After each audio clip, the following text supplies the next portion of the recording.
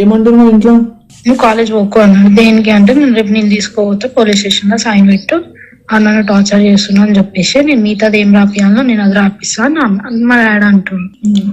అంటే ఇప్పుడు టార్చర్ చేపిస్తా అని చెప్పి సైన్ పెట్టడం ఏంటండి? ఇప్పుడు నీ మీదికి రావాలని చూస్తున్నారు అంతే. నా మీదికా? అదే దీనికి ఇప్పుడు ఆల్రెడీ అప్పుడు మాట్లాడినాము, అయిపోయింది, మళ్ళీ ఇప్పుడు ఎందుకు అంటున్నావు? ఏమో అంటే ఎవరు ఇప్పుడు డాడీకి? ఇప్పుడు డాడీ చేస్తుండా? మా డాడీ చేస్తున్నా, అది మొత్తం మా బావ ప్లాన్.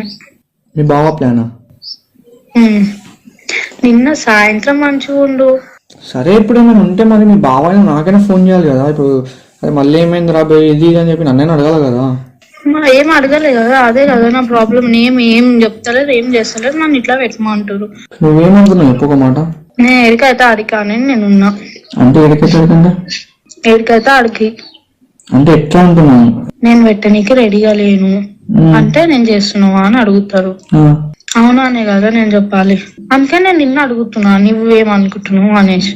ఏమనుకుంటా నాకు ఏం అర్థమైతే ఫస్ట్ ఆఫ్ ఆల్. ఇప్పుడు నేను అది పెట్టిన అనుకో సీదా మీ ఇంటికి వస్తారు, ఇట్లా చెప్పింది మా పిల్ల అనేసి. మరి నేను ఏం చేయాలి? నేను పిచ్చిదాన్ని మధ్యలో. డాడీని అడగొచ్చు కదా, ఏమైంది డాడీ మళ్ళీ ఎందుకు ఇట్లా చేస్తారు? అడిగినా ఏం లేదు, నువ్వు వచ్చి సైన్ పెట్ట అంతే. ఏమని సైన్ పెట్టమంటాడు డాడీ? వాళ్ళంతా రాసి పెడతారంట, నువ్వు ఉత్తే అవును నన్ను టార్చర్ చేస్తున్నావు అని చెప్పి నువ్వు సైన్ పెట్టు అంతే.